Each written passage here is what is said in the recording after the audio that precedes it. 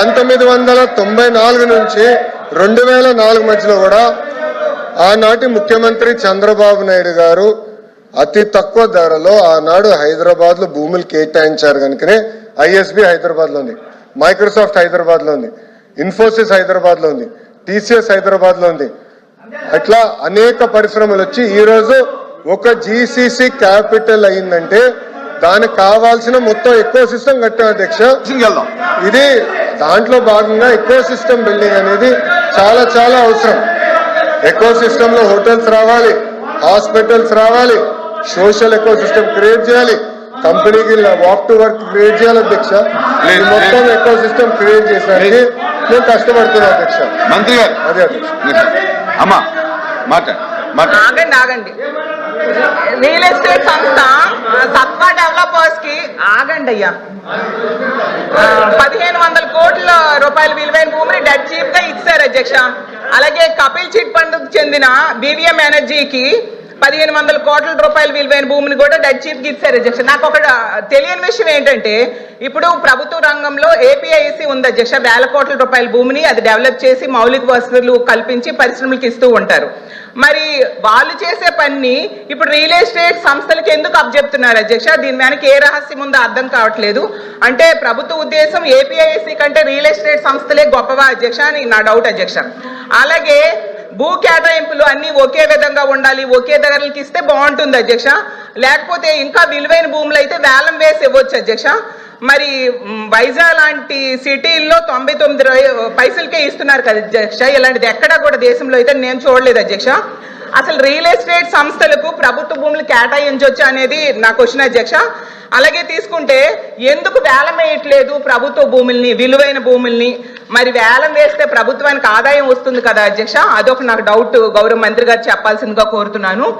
IT పార్కుల అభివృద్ధి APIIC నుంచి తప్పిస్తున్నారా, లేదా అంటే ఏపీఐఐసిని కాదని రియల్ ఎస్టేట్ సంస్థలకు ఎందుకు భూములు ఇస్తున్నారు? అది కూడా గౌరవ మంత్రి గారు చెప్పాల్సిందిగా కోరుతున్నాను.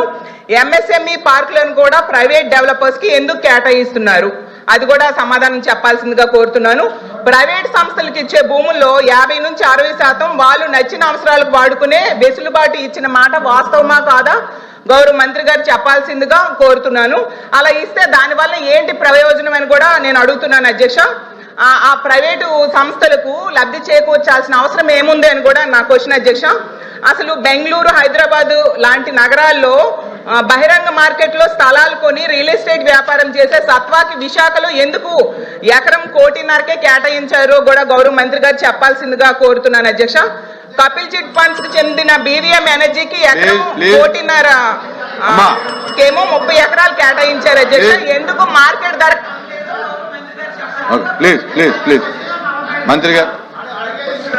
అధ్యక్ష, గుడ్, మంచి షార్ట్ డిస్కషన్ అయిపోయింది అధ్యక్ష.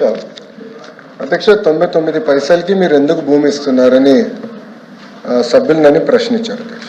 It is the policy of the government. దాని కారణం కూడా ఏంటంటే అధ్యక్ష, వెస్ట్ బెంగాల్లో మీరు చూస్తే ఆనాడు టాటా వాళ్ళు నానో ఫ్యాక్టరీ పెట్టేదానికి వెళ్ళారు అధ్యక్ష. రతన్ టాటా గారు వెళ్తే ఆనాటి పాలకులు ఆ ప్రాజెక్ట్ని తరిమేశారు అధ్యక్ష. నరేంద్ర మోడీ గారు, గౌరవ ప్రధానమంత్రి నరేంద్ర మోడీ గారు, ఆయన గౌరవ ముఖ్యమంత్రిగా గుజరాత్ ముఖ్యమంత్రిగా ఉన్నప్పుడు అధ్యక్ష టాటా సన్స్ ఆనాడు రతన్ టాటా గారికి అప్పుడు వాట్సాప్ కూడా లేదు అధ్యక్ష, SMS ద్వారా పెట్టి మీకు 99 పైసలకి నేను మొత్తం భూమి ఇచ్చడానికి సిద్ధంగా ఉన్నాను, మీరు రాండి గుజరాత్కి అని ఆయన కోరితే వాళ్ళు గుజరాత్కి ఆ ఫ్యాక్టరీ తీసుకెళ్లారు అధ్యక్ష. మొత్తం ఎకో సిస్టమ్ అనేది ఏర్పడింది అధ్యక్ష. అదే ఆదర్శంగా తీసుకుని ఐటీ ఎకో సిస్టమ్ మన విశాఖపట్నాన్ని ఒక ఐటీ క్యాపిటల్గా రూపుదిద్దించాలని మేము ఒక నిర్ణయం తీసుకున్నాం. ఒక ప్లాన్ ప్రకారం మేము ముందలు తీసుకెళ్తున్నాం. ఇక్కడ ఏంటంటే అధ్యక్ష, మొత్తం ఎకో సిస్టమ్ అనేది ఏర్పాటు చేయాలి అధ్యక్ష. ఏపీఐఐసీలు ఐటీ భవనాలు కట్టలేదు అధ్యక్ష, ఎప్పుడు కట్టలేదు. దిస్ ఓన్లీ బిల్డింగ్ అధ్యక్ష. అది మిలీనియం టవర్స్ అని ఒకే ఒక బిల్డింగ్ కట్టారు. అది ఆల్రెడీ లీజ్కి ఇచ్చాం అధ్యక్ష. లీజ్ పైన వచ్చే ఆదాయం చాలా తక్కువ అధ్యక్ష. మనం పెట్టే డబ్బులకి వచ్చే లీజ్ ఇన్కమ్ మనం బేరీ చేసుకుంటే పర్సంటేజ్ చాలా తక్కువ ఉంటుంది కనుక ల్యాండ్ డెవలప్మెంట్కి ఇస్తేనే బెటర్ అనేది ప్రభుత్వం ఒక పాలసీ తీసుకుని చేస్తాం జరిగింది అధ్యక్ష. మూడోది అధ్యక్ష, మేడం గారు అడిగారు. నేను మేడం గారిని సూటిగా ప్రశ్నించాలనుకుంటున్నాను అధ్యక్ష. మా ప్రభుత్వానికి అయితే పిల్లలకు ఉద్యోగాలు కల్పించే లక్ష్యంతో మేము పనిచేస్తాం. గవర్నమెంట్కి ₹2 ఆదాయం తగ్గినా పర్వాలేదు, ఇచ్చిన హామీ 20 లక్షల ఉద్యోగాలు మేము కల్పిస్తాం. That is our policy. లేదు మీకు ఆదాయం ఎక్కువ కావాలని పాలసీ మీకుంటే అది మీ పాలసీ. మా ప్రభుత్వం పాలసీ అయితే ఉద్యోగాల కల్పన అనేది ప్రభుత్వం పాలసీ అధ్యక్ష. ఇంకోటి అధ్యక్ష, ఎంఎస్ఎంఈ పార్క్స్ గురించి ప్రశ్నించారు అధ్యక్ష. 175 నియోజకవర్గాలు ఎంఎస్ఎంఈ పార్క్స్ ఏర్పాటు చేయాలనేది ప్రభుత్వం నిర్ణయం తీసుకుంది. అక్కడ లోకల్గా భూములు మనం తీసుకుంటున్నాం, డెవలప్మెంట్ మొత్తం ఎకో సిస్టమ్ క్రియేట్ చేస్తున్నాం అధ్యక్ష. అంతేకాకుండా ప్రైవేట్ పార్క్స్ కూడా చేయొచ్చని మేము పర్మిషన్ ఇచ్చాం అధ్యక్ష. అంటే 10 ఎకరాలు ఉన్నా 20 ఎకరాలు ఉన్నా 200 ఎకరాలు ఎవరి దగ్గరనైతే భూమి ఉందంటే వాళ్ళు ప్రైవేట్ పార్క్స్గా తయారు చేసుకుని వాళ్ళు ఆ పార్క్లో ఇన్ఫ్రాస్ట్రక్చర్ అంతా ఏర్పాటు చేసి వాళ్ళే అది మార్కెటింగ్ చేసి అమ్మకం పెట్టి వాళ్ళు చేసుకోవచ్చు అధ్యక్ష. దాంట్లో అద్భుతమైన ఉదాహరణ శ్రీ సిటీ. ప్రైవేట్ రంగంలో శ్రీ సిటీ ఉంది అధ్యక్ష. శ్రీ సిటీ ద్వారా ఒక ఎకో సిస్టమ్ అనేది ఆ ప్రాంతంలో కూడా ఏర్పడింది అధ్యక్ష. ఇంకోటి ఏఎంటీజెడ్ అధ్యక్ష, విశాఖపట్నంలో మెడికల్ డివైసెస్ మ్యానుఫ్యాక్చరింగ్ కూడా ఒక ఎకో సిస్టమ్ ఏర్పాటు చేశాం అధ్యక్ష. మీరు చూస్తే ఈరోజు ఒక వైబ్రెంట్ ఎకో సిస్టమ్ ఉంది అధ్యక్ష. It is first of it's kind. భారతదేశంలో ఏ రాష్ట్రం లేని విధంగా మెడికల్ డివైసెస్ మ్యానుఫ్యాక్చరింగ్ కూడా ఒక అద్భుతమైన ఎకో సిస్టమ్ ఏర్పాటు చేశాం అధ్యక్ష. ఇప్పుడు సాలాపూరే సత్వాది అడిగారు అధ్యక్ష. మేడం గారు దయచేసి వెళ్ళి హైదరాబాద్లో ఒకసారి చూడాలి అధ్యక్ష. ఐఎమ్ రిక్వెస్టింగ్ ఎవ్రీవన్, మీరు వెళ్ళి దయచేసి చూడండి. దిస్ ఈజ్ నాట్ ర్యాండమ్ కంపెనీలు, ఇది ఏదో ర్యాండమ్ కంపెనీలు కాదు, క్రెడిబిలిటీ ఉన్న కంపెనీలు. కనీసం 5-6 రాష్ట్రాల్లో వాళ్ళు డెవలప్మెంట్ చేస్తున్న వారు. వాళ్ళకి ఏంటంటే అధ్యక్ష, వాళ్ళు బిల్డింగ్స్ వాళ్ళకి grade A office IT office space కట్టుకెళ్ళిన వాళ్ళు కట్టుకెళ్తారు అధ్యక్ష. Grade A IT office space కట్టుకెళ్తారు. దాంతో మొత్తం ఎకో సిస్టమ్ ఏర్పడుతున్నాయి. వాళ్ళే మళ్ళీ తీసుకెళ్ళి జాయింట్ మార్కెటింగ్, జీసీసీ అందరికీ మేము మార్కెటింగ్ కలిసి కట్టుగా చేయగలుగుతాం అధ్యక్ష. లేదంటే ఇప్పుడు జీసీసీస్ ఎందుకు వస్తాయి అధ్యక్ష? విశాఖపట్నంకి ఎక్కడుంది అధ్యక్ష? Grade A IT office space లేదు అధ్యక్ష విశాఖపట్నంలో అధ్యక్ష. మేము ఫస్ట్ డావోస్ మీటింగ్లో నేను కాగ్నిసెంట్ చైర్మన్ కలిసిన రవి గారు నేను కలిసినప్పుడు ఐ కమిటెడ్, ఎస్ 99 పైసకి నేను భూమి ఇస్తాను, నేను committed. It is as a minister that was my technique to cell, నేను కమిటెడ్. దాని తర్వాత లాస్ట్ డావోస్లో ఫాలోఅప్ మీటింగ్ వెళ్ళినప్పుడు ఆయన అడిగారు, మా ఎంప్లాయీస్లో ఈ 4-5 రిజర్వేషన్స్ ఉంది, ట్రాన్స్పోర్టేషన్, మనకి రెంటల్ అకామిడేషన్, హోటల్, హాస్పిటల్స్, ఈ ఎకో సిస్టమ్ మీరు ఎట్లా బిల్డ్ చేస్తున్నారు? ఎందుకంటే మా ఎంప్లాయీస్కి ఈ పొటెన్షియల్ ఎంప్లాయీస్కి ఈ కన్స్ట్రెంట్స్ ఉన్నాయంటున్నారు. మీ ప్లాన్ ఏంటి? స్కూల్స్ ఏం చేయబోతున్నారు? ఈ ఎకో సిస్టంలో మీరు ఎట్లా బిల్డ్ చేయబోతున్నారు అని మళ్ళీ తిప్పి వాళ్ళు మమ్మల్ని అడిగారు అధ్యక్ష. ఏదో ఒక ఐటీ కంపెనీని తీసుకొస్తాం కాదు అధ్యక్ష, మొత్తం ఎకో సిస్టమ్ క్రియేట్ చేస్తేనే ఇది సస్టైన్ అవుతుంది అధ్యక్ష. ఆ ఎకో సిస్టమ్ బిల్డింగ్ల ప్రాసెస్లో as we are bringing hospitals, grade A IT space కట్టేవాళ్ళు. ఇప్పుడు కంపెనీస్ మేడం గారు చెప్పారు, ఓకే ఇది పేపర్ కంపెనీలా?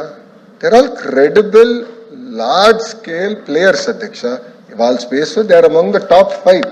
ఇంకా తీసుకురావాలి అధ్యక్ష. విశాఖపట్నంలో ఒక వైబ్రెంట్ ఎకో సిస్టమ్ క్రియేట్ చేయాలంటే తప్పనిసరిగా ఇలాంటి కంపెనీస్ తీసుకురావాల్సిన అవసరం ఉంది. చాలా ఫోకస్డ్గా చేయాల్సిన అవసరం ఉంది అధ్యక్ష. ఎందుకంటే 5 సంవత్సరాలు మనం ఇప్పటికీ చాలా నష్టపోయి ఉన్నాం. ఈ 18 నెలల్లో ఎవరు ఊహించిన విధంగా ఇంత పెద్ద పెద్ద పరిశ్రమలు తీసుకొచ్చారు అధ్యక్ష. మీరు ఒకసారి చూడండి అధ్యక్ష, ఈ 5 కంపెనీల్లో మీరు చూస్తే అధ్యక్ష, ఈ 99 పైసలకి ఇచ్చిన దానికి సుమారుగా 65,000 మందికి ఒక ఐటీ రంగంలోనే మేము ఉద్యోగాలు కల్పించబోతున్నాం అధ్యక్ష.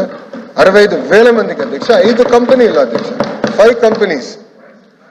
ఆ లక్ష్యం 5 లక్షల ఉద్యోగాలు, ఒక ఐటీ రంగంలో 5 లక్షల ఉద్యోగాలు ఒక విశాఖపట్నంలో కల్పించాలనేది, అది కూడా 2029 లోపల కల్పించే లక్ష్యంతో మేము అందరం పనిచేస్తున్నాం అధ్యక్ష. 18 నెలలైంది, 19 నెలలైంది ప్రభుత్వ అధికారంలోకి వచ్చి. మేము అధ్యక్ష ప్రశ్న అడిగారు, ప్రశ్న సమాధానం చెప్పాలి అధ్యక్ష. వినేదానికి సిద్ధంగా లేకపోతే నేను కూర్చుంటాను అధ్యక్ష. ప్రశ్న అడిగిన తర్వాత వాళ్ళకి నచ్చపోవచ్చు, అరే ఇన్ని ఉద్యోగాలు వస్తున్నాయనేది వాళ్ళకి నచ్చపోవచ్చు, ఇన్ని కంపెనీలు వస్తున్నాయని నచ్చపోవచ్చు. నన్నేం చేయమంటారు అధ్యక్ష?